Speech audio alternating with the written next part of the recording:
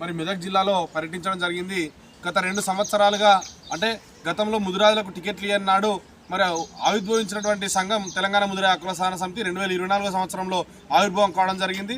మరి ఆనాటి నుంచి నేటి వరకు నిత్య ముదిరాజుల సమస్యలపైన పోరాటం చేస్తూనే రాష్ట్రవ్యాప్త పర్యటనలు చేయడం జరిగింది. అనేక సమస్యలపైన కూడా ఈ రాష్ట్రంలో తెలంగాణ ముదిరాజు హక్కుల సాధన సమితి ముందుండి పోరాడినటువంటి ఏకైక సంఘంగా చెప్పుకోవచ్చు. అందులో భాగంగా ఈరోజు మెదక్ జిల్లాలో పర్యటించి మెదక్ జిల్లాలో సమస్యలను తెలుసుకొని ఇక్కడ ఉన్నటువంటి స్థానిక సమస్యలపైన మరి పోరాటానికి సిద్ధం కావాల్సిన అవసరం ఎంతైనా ఉంది. కాబట్టి ఇక్కడ జిల్లా అధ్యక్షునిగా మా పిట్ల సాయిబాబా గారిని ఈరోజు నియామక పత్రం మా రాష్ట్ర అధ్యక్షుని చేతుల మీదుగా అందజేయడం జరిగింది.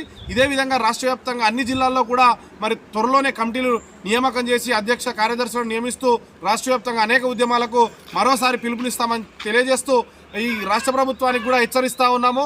ఈ వేదికగా త్వరలోనే మరి ముదిరాలకు బీసీడీ నుంచి బీసీఏలోకి కనుక మారకపోతే మళ్ళొకసారి మా ముదిరాల అగ్గిశెకను చూడాల్సి వస్తుందని చెప్పేసి ఈ ప్రభుత్వానికి హెచ్చరిస్తూ ఉన్నాం.